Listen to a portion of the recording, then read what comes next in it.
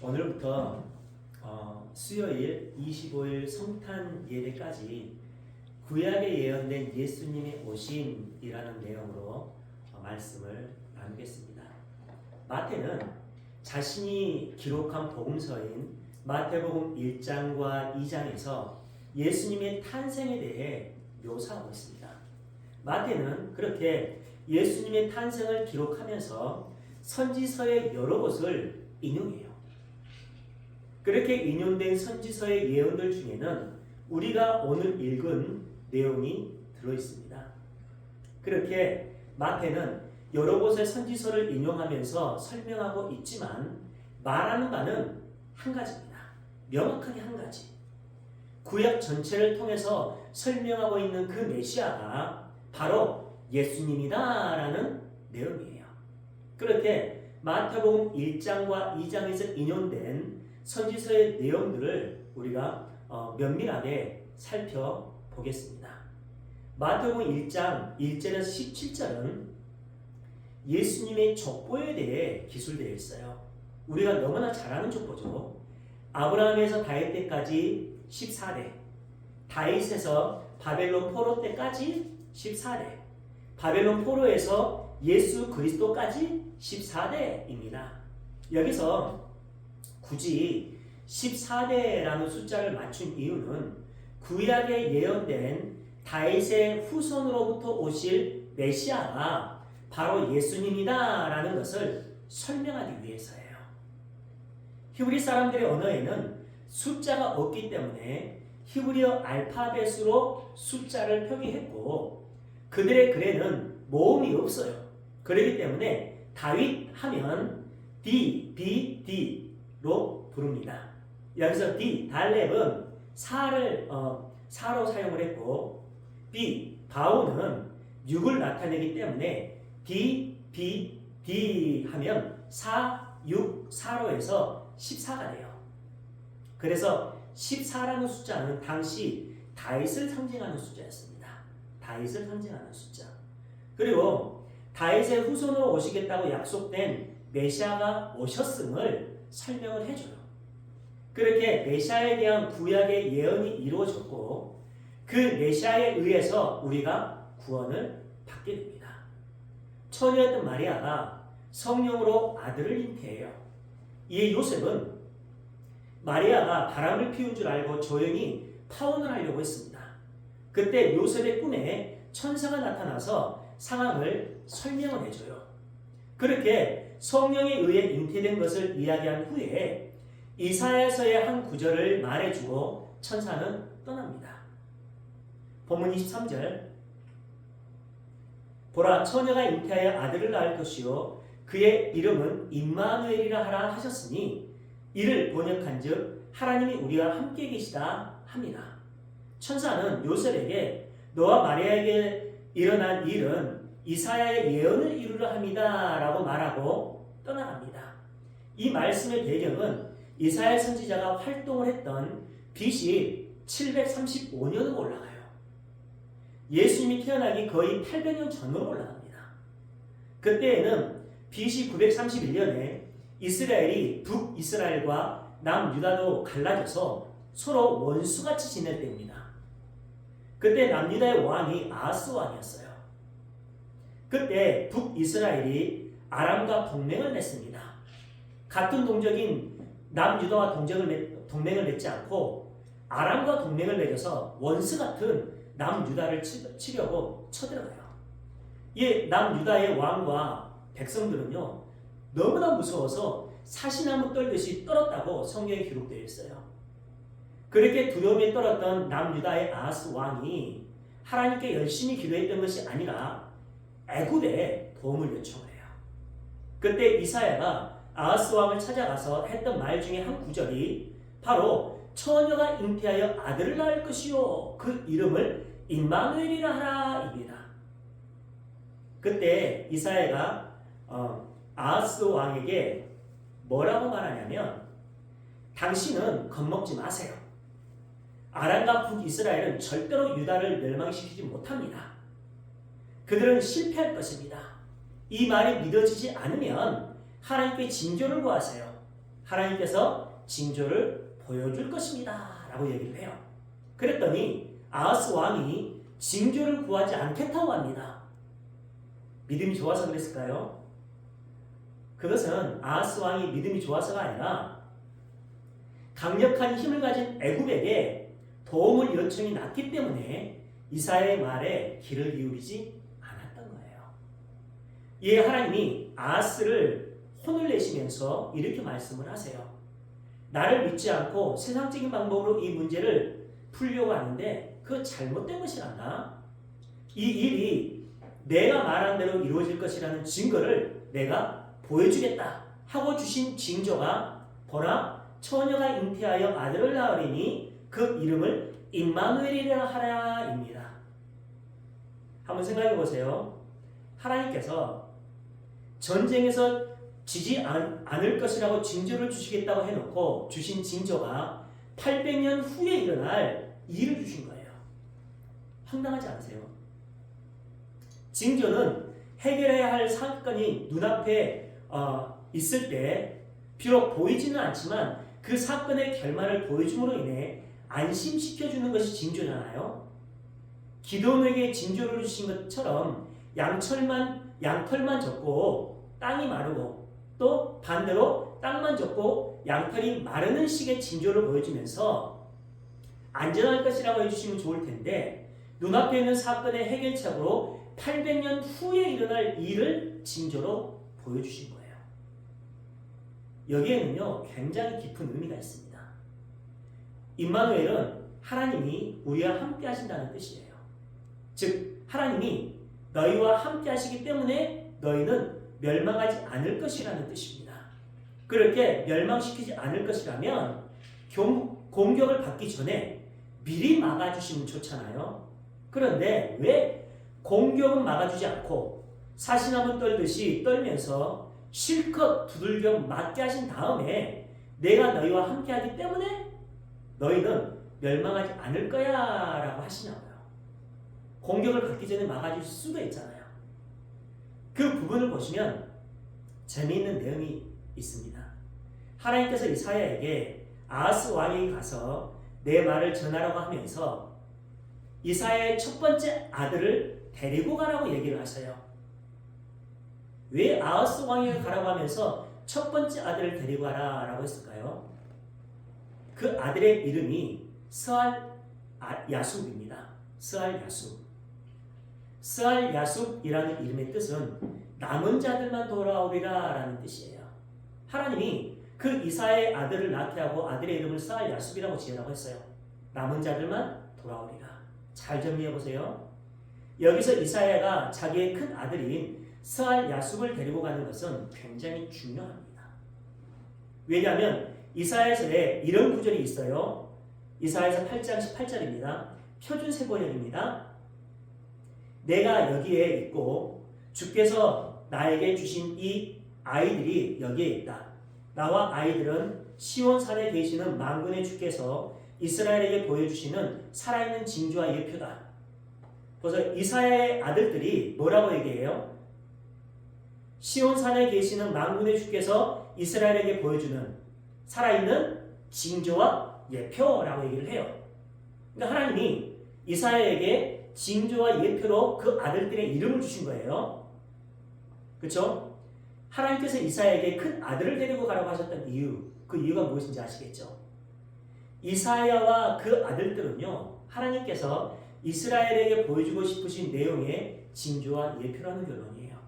그래서 아하스 왕에게 갈 때 이사야의 첫째 아들인 스알 야숲을 데리고 가라고 하신 겁니다.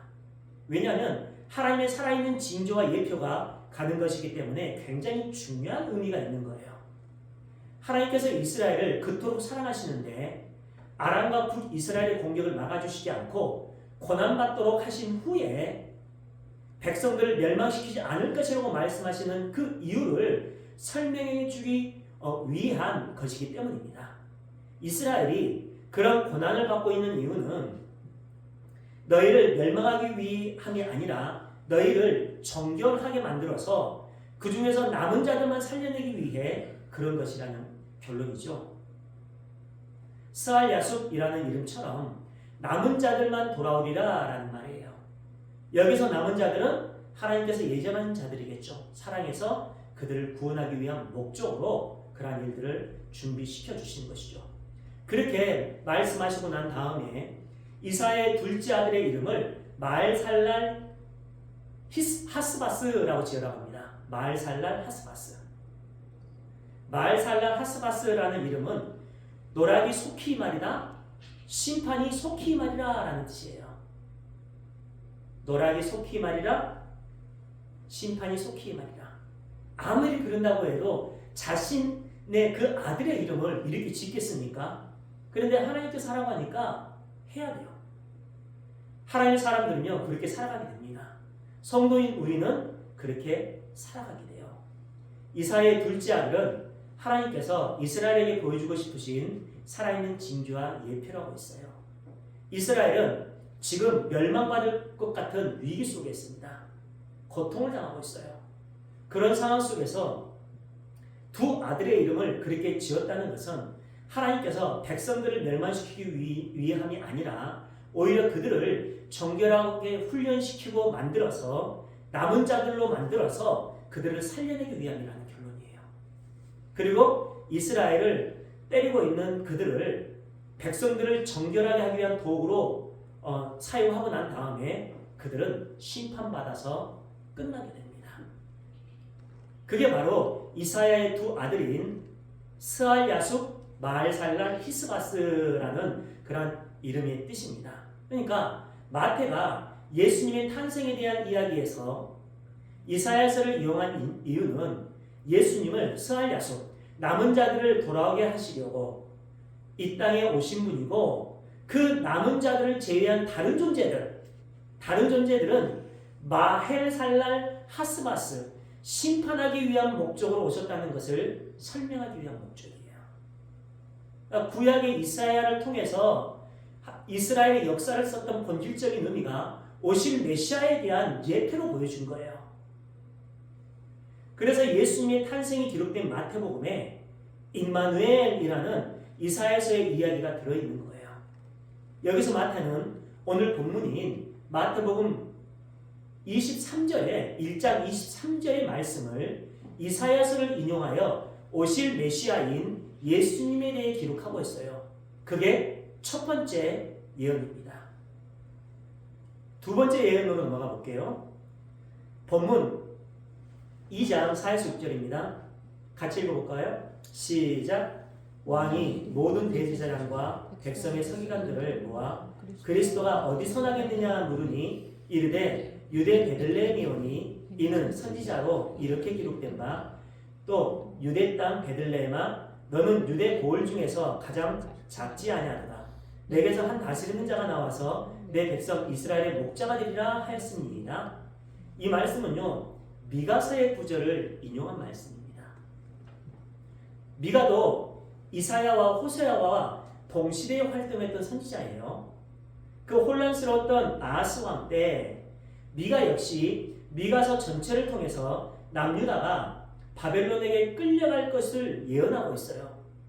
그런데 그 바벨론에게 끌려간 절망 중에서 하나님께서 남은 자들을 데려올 것이라는 예언을 해요. 미가서 3장부터 나오는 이야기는 모두 이스라엘아 하나님께서 너희를 진멸시켜버릴 것이다. 모두 멸망시켜버릴 것이다. 모두 죽여버릴 것이다 라는 내용이에요. 그러나 하나님께서 이런 말씀도 하세요. 내가 너희들 중에서 남은 자들은 반드시 살려내서 돌아오게 할 것이다 라는 말씀도 하십니다. 그러니까 마태는 미가의 그런 사역 전체의 내용을 대표로 마태복음 2장 6절의 말씀을 기록한 겁니다. 그러니까 마가서 전체의 그 내용을 모르면, 미가서 전체의 내용을 모르면 마태복음을 이해할 수가 없어요. 우리가 미가서의 세 구절만 찾아보면요, 마태가 여기서 이 구절을 기록했던 이유가 무엇인지를 우리는 알 수 있습니다. 미가서 4장 9에서 10절이에요. 표준 세번역입니다. 어찌하여 너는 그렇게 큰 소리로 우느냐? 왕이 없기 때문이냐? 어찌하여 너는 아이를 낳는 여인처럼 진통하느냐? 자문관들이 죽었기 때문이냐? 도성 시온아, 이제 내가 이 도성을 떠나서 빈 들로 가서 살아야 할 것이니 아이를 낳는 여인처럼 몸부림치면서 신음하여라. 너는 바벨론으로 가야 할 것이다. 이제 큰일 났다는 거예요. 거기서 주께서 너를 건지시고 너의 원수에게서 너를 속량하실 것이다. 이 말은요, 교회야, 너희는 아이를 낳은 여인처럼 고통을 받을 것이란다. 그것은 너희를 정결하게 만들기 위한 하나님의 손길이야. 그러나 너희는 거기서 끝나는 것이 아니라 살아서 돌아올 거야. 이런 내용입니다. 어떻게 돌아오는지 그 이유가 미가서 5장에 기록되어 있습니다. 2에서 3절. 베들레헴 에브라다야, 너는 유다 족속 중에 작을지라도 이스라엘을 다스릴 자가 내게로 나올 것이다. 이게 이유예요. 그의 근본은 상고에 영원에 있느니라. 그분이 하나님이라는 말이죠. 3절. 그러므로 여인이 해산하기까지 그들을 붙여 두시겠고 그 후에는 그의 형제 가운데에서 남은 자가 이스라엘 자손에게로 돌아오리라. 그 아이가 태어날 때까지는 너희는 대적의 손에 붙여두겠고 그 후에는 남은 자가 이스라엘 자손에게 돌아온다고 해요. 그 아이가 베들레헴에서 나면 스알라수, 남은 자들만 돌아오고 그렇지 못한 자들은 마엘살랄 하스바스, 멸망의 심판을 받을 것이라는 말입니다. 그러니까 예수님께서 이 땅에 오신 목적은요, 예수님을 믿고 구원받은 자들은 스알야수, 하나님께서 남은 자로 인정하셔서 반드시 구원을 내시고 그들이 교회의 우리잖아요. 그렇지 못한 자들은 마엘살랄 하스바스, 직면하기 위한 목적으로 이 땅에 오신다는 것입니다. 그래서 이사야의 아들들의 이름을 이렇게 지으라 라고 하나님이 얘기를 해주시고 800년 후에 일어날 징조를 이사야를 통해서 보여주신 거예요. 그 예수님께서 2000년 전 내일 모레 이 땅에 오신 역사적인 일입니다. 그래서 우리는요, 그 예수님만을 바라보고 예수님만을 붙드는 삶을 살아가게 돼요. 성경 전체를 통해서 그 예수님만을 바라보게 됩니다. 우리는. 그래서 미가서의 그 예언의 말씀을 마태복음에서 이렇게 인용을 하고 있어요. 그것이 두 번째 나온 선지자의 예언입니다. 세 번째 나오는 선지자의 예언은요, 마태복음 2장 15절의 말씀이에요. 14, 15절입니다. 요셉이 일어나서 밤에 아기와 그의 어머니를 데리고 애굽으로 떠나가 헤롯이 죽기까지 거기에 있었으니 이는 주께서 선지자를 통하여 말씀하신 바 애굽으로부터 내 아들을 불렀다 함을 이루려 하심이라. 이 말씀은요, 호세아서에 나온 말씀입니다. 호세아도 이사야와 미가와 함께 동시대에 활동했던 사람이에요. 호세아서의 전체 내용은 우리가 너무나 잘 아는 말씀이에요. 하나님의 백성들이 하나님을 배신한 것이 얼마나 가슴 아픈 일인지를 호세아에게 경험하게 하세요. 하나님께서. 그래서 호세아에게 참여했던 고멜과 결혼을 하게 합니다. 당신의 사랑하는 백성들이 하나님을 사랑하지 않고 불륜을 저질러요. 우상들과. 그 가슴 아픈 예수님의 마음, 하나님의 마음을 깨닫게 하기 위해서 호세아에게 이런 경험을 하게 해요. 선지자들은 그렇게 살아요. 그런 자기분의 삶을 삽니다. 나는 고멜과 결혼하고 싶지는 않지만 하나님께서 하라고 하시니까 그렇게 하는 거죠. 그것이 선지자의 삶이고 성도인 교회의 삶입니다. 그러니까 우리는 반드시 그런 삶을 살아가게 되어 있어요. 성도는 내 뜻대로 생각하고 판단해서 살아가는 것이 아니라 하나님의 뜻대로 살아가는 자들입니다. 고멜은 아이 셋을 낳고서 계속해서 남편을 배반하고 나가서 바람을 피웁니다. 그게 고멜이었어요. 결국 모든 남자들에게 버림을 받고 노예 시장에 팔려가 버려요. 고멜이. 그것이 우리의 모습이잖아요. 세상의 모든 죄인들은 창리했던 고멜과 같은 죄인들이라는 거예요. 그렇게 노예 시장에 팔려가서 고생하다가 죽은 인생을 하나님은요, 호세아에게 가서 사오라고 합니다. 세 번이나 배반하고 나가서 다른 남자랑 바람을 피우다가 모두에게 배신을 당하고 노예 시장에 팔려갔던 그 여자를 하나님은 사오라고 해요. 그것이 예수님께서 십자가에서 이루신 구원의 행위였어요. 근데 얼마에 사오라고 하냐면요, 은 15개와 보리 한 호멜 반으로 사오라고 해요. 이게 굉장히 중요해요. 여기서 보리 한 호멜 반은 은 15개예요. 은 15개를 주고 살 수 있는 게 보리 한 호멜 반이었어요. 그러면 합이 은 30개입니다. 왜 은 30개로 죽어야 할 자들을 사와야 하냐면요, 그 은 30개라는 개념이 율법에 기록되어 있기 때문입니다. 출애굽기 21장 32절이에요. 소가 만일 남종이나 여종을 받으면 소 임자가 은 30세겔을 그의 상전에게 줄 것이요, 소는 돌로 쳐서 죽일지니라. 결국 은 30냥은요 죽어야 할 사람의 목숨의 값입니다. 그래서 우리의 목숨의 대가로 예수님께서 은 30냥에 팔려 나가신 거예요.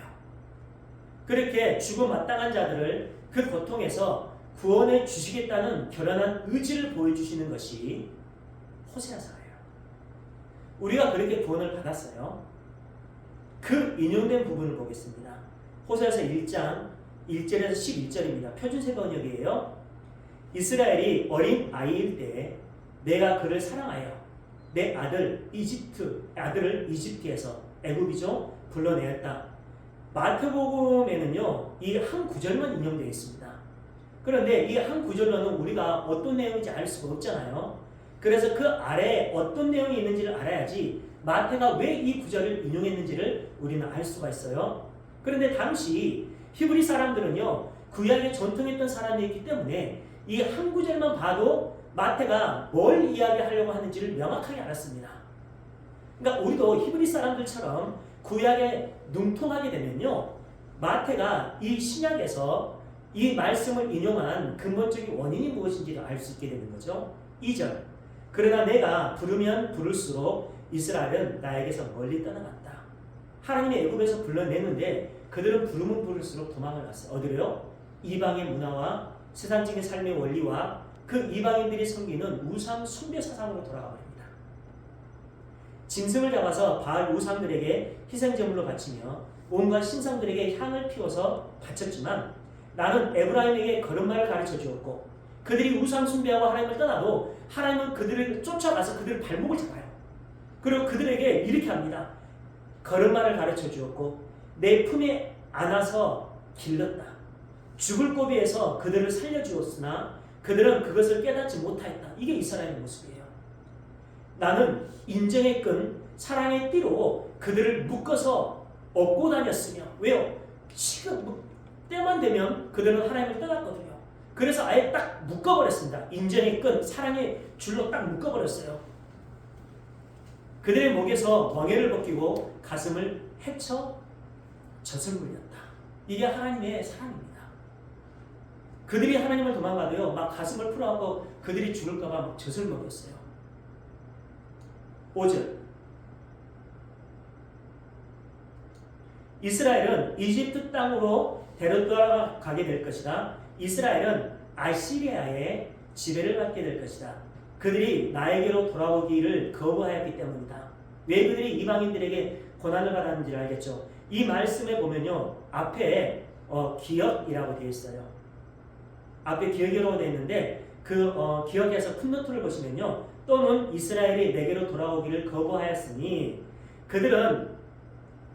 그들이 이집트로 돌아가지 않겠느냐, 아시리아가 그들을 지배하지 않겠느냐라고 풋노트에 기록되어 있습니다. 6절, 전쟁이 이스라엘의 성읍을 휩쓸고 지나갈 때에 성문 빗장이 부서질 것이나 그들이 헛된 계획을 세웠으니 칼이 그들을 모조리 삼킬 것이다. 여기 풋노트에는요 또는 그들의 제사장들이 죽어 없어지고 라는 단어가 되어 있어요. 7절, 내 백성이 끝끝내 나를 배반하고 바알을, 여기서 바알은 또는 가장 높은 자라는 의미입니다. 바알을 불러 호소하지만 그들의 개념에서 그가 그들을 일으켜 세우지 못할 것이다. 곧 멸망하게 될 것이라는 말이죠. 하나님의 말씀을 듣지 않고 우상 숭배를 하면 죄를 지었기 때문에 모두 죽여버린다라고 해요. 그래놓고 8절에서부터 뭐라고 하는지 보세요. 에브라임아 내가 어찌 너를 버리겠느냐, 너희를 다 죽여버릴 거야 라고 해놓고 하나님의 마음이 이런 거예요. 에브라임아 내가 어찌 너를 버리겠느냐, 이스라엘아 내가 어찌 너를 원수의 손에 넘기겠느냐, 내가 어찌 너를 아드마처럼 버리며 내가 어찌 너를 스보임처럼 만들겠느냐. 너를 버리려고 하여도 나의 마음이 허락하지 않는구나. 너를 불쌍히 여기는 애정이 나의 속에서 불길처럼 강하게 치솟아 오르는구나. 이렇게 하나님 아버지의 마음이 애절하게 기록되어 있어요. 여기에 나오는 아드마와 스보임은 우리가 잘 아는 것처럼 하나님께서 소모라와 고모라를 심판하실 때 그 주변에 있던 성읍이에요. 함께 멸망당했던 성읍입니다. 그 두 성읍은요, 하나님에 의해서 철저하게 파괴됐지만 이스라엘은 결코 진멸하지 않을 것임을 강조하고 있는 말씀이죠. 그 하나님이 우리의 하나님입니다.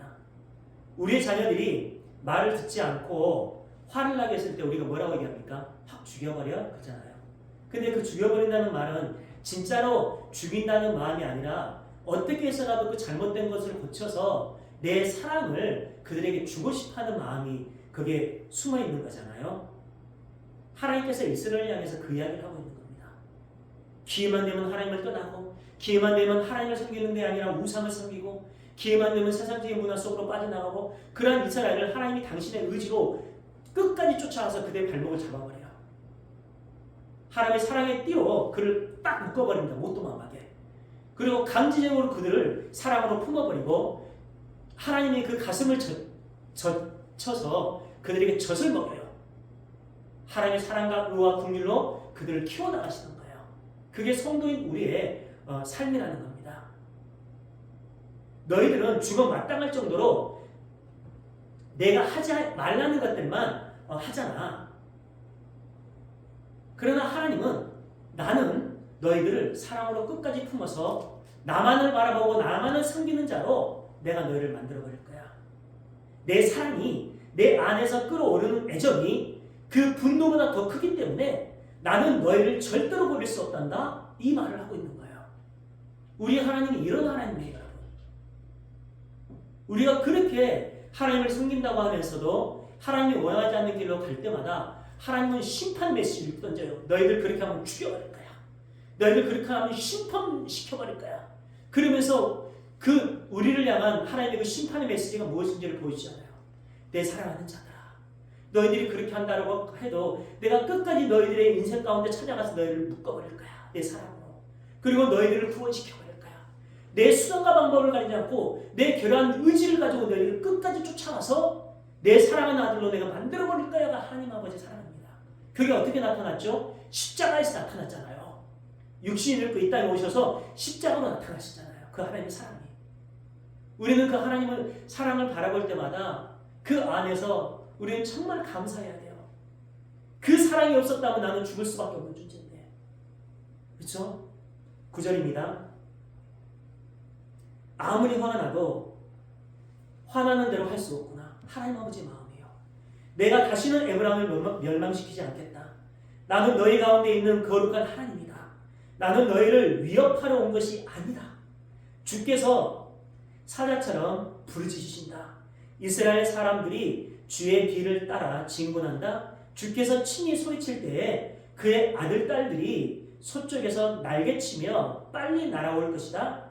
이집트 애굽 땅에서 참새 때처럼 빨리 날아오고 아시리아 땅에서 비둘기처럼 날아올 것이다. 내가 끝내 그들을 고향집으로 돌아오게 하겠다. 나 주의 말이다. 이 하나님이 우리 하나님이에요. 이 하나님. 우리가 그 하나님만 바라보고 나를 향한 그 하나님의 사랑과 은혜와 긍휼이 얼마나 큰지를 우리가 안다면요, 그 사랑의 끈에서 우리가 절대 손을 놓지 못할 거예요. 이 말씀을 정리해보면 이렇습니다. 내가 너희를 애굽 땅에서 불러내었는데 너희는 계속 나를 배반하고 죄를 짓는구나. 내가 너희를 멸망시켜 버릴 거야. 너희는 그렇게 멸망당해도 싼 인간들이란다. 그러나 교회야, 내가 어찌 너희를 버릴 수 있겠느냐. 너희가 아무리 타락하고 범죄한다고 할지라도 내 사랑이 너희를 버릴 수 없게 하는구나. 내가 남편이 되어서 너희에게 젖을 물리고 너희를 다정하게 끌고 간다고 할지라도 너희 속을 완전히 바꿔버리기 전에는 변하지 않는구나. 그래서 내가 그런 너희를 구원해내기 위해 한 방법을 마련했단다. 메시아를 보내어 너희를 구원해내겠다. 너희 속을 완전히 바꿔버리겠다. 내 영을 너희 속에 넣어버리겠다. 그리고 너희 마음판에 나의 법을 완전히 절대로 지워지지 않게끔 새겨버리겠다. 이것이 호세아서 11장 1에서 11절까지의 내용입니다. 하나님께서 우리를 이렇게까지 만들어버리는데 우리가 하나님을 떠날 수 있겠어요? 하나님께서 우리를 이렇게까지 사랑하시는데 어떻게 우리가 그 하나님을 사랑하지 않을 수 있겠습니까? 마태가 예수님의 탄생과 호세아서의 말씀을 연결시킨 이유는 바로 그 의미를 전달하기 위해서였어요. 마태복음 2장 15절에 기록된 애굽에서 내 아들을 불렀다는 말은요, 그 전체를 대표하는 말입니다. 바로 임마누엘의 예수님께서 그 일을 하러 오신 분이라는 것을 설명해 주고 있는 거예요. 그렇게 마태가 인용했던 구약의 예언 3가지를 설명드렸습니다. 그럼 사람들이 참 힘들어하는 4번째 예언이 있어요. 마태복음 2장 16에 18절에 기록된 말씀인데요. 이 예언은 성탄절 예배 때 우리가 나누도록 하겠습니다. 사랑하는 여러분, 우리를 선택하시고 우리를 사랑하셔서 우리를 구원해 주신 그 예수님은 이런 분입니다. 우리가 아무리 하나님을 배반하고 거역한다고 할지라도 우리를 선택하시고 사랑하신 하나님은요, 절대로 우리를 포기하지 않으세요. 그 하나님의 사랑이 우리에게 있다면 우리가 순간순간 죄 속에 빠지고 죄의 삶을 살아가는 상황 속에서 내가 심판받을 것이 두려워서 하나님께 회개하며 나가는 게 아니라 나를 그렇게 사랑했던 하나님의 사랑이 있었는데 내가 그 하나님의 사랑을 배반하고 배신하고 이렇게 죄를 지었구나 해서 우리는 통해하며 나가게 되는 거예요. 그들이 성도인 우리의 삶입니다. 율법주의자들은 내가 그런 죄를 지음으로 인해서 율법을 어김으로 인해서 하나님의 무서운 심판이 내게 떨어질 것이라는 두려움으로 나가면서 하나님께 회개로 나가요. 하나님 그런 걸 원치 않는다는 거예요. 진정한 하나님의 은혜와 사랑 가운데 있는 백성들은요, 그런 죄 가운데 빠졌을 때 나를 이렇게까지 죽기까지 사랑했던 그 하나님의 사랑이 있었는데 내가 그 사랑을 배반하고 이런 죄를 지었구나 하고 나가게 됩니다. 그러니까 어떻게 보면 단어 몇 가지의 차이일지 모르겠지만 그 의미는 완전히 180도 다른 거예요. 하나님이 사랑하는 백성들을 향해서 그 사랑을 베푸시고 하나님은 그 사랑을 중심으로 해서 이스라엘 백성들을 이 땅의 교회인 우리를 이끌어 나갑니다. 혹시 하나님을 믿는다고 하는 자들이 심판을 받아서 지옥에 간다면, 다시 한번요, 혹시 하나님을 믿는다고 하는 자들이 심판을 받아서 지옥에 간다면 그들은 평생 동안 하나님의 구원을 받은 백성이라는 착각으로 살았을 거예요. 하나님의 선택을 받은 백성들은요, 절대로 하나님의 사랑에서 떠날 수 없고 그 하나님의 속성인 십자가의 삶을 살지 않을 수 없게 됩니다. 그 십자가의 삶의 본질은 사랑이에요. 그래서 이 땅의 성도인 우리를 그 사랑의 끈으로 확 묶어서 이끌어 가신다는 겁니다. 그 예수님께서 2000년 전 육신을 입고 이 땅에 오셨습니다. 그 예수님의 사랑과 은총으로 살아가는 우리 모두의 삶이 되길 주님의 이름으로 축원합니다. 기도드리겠습니다.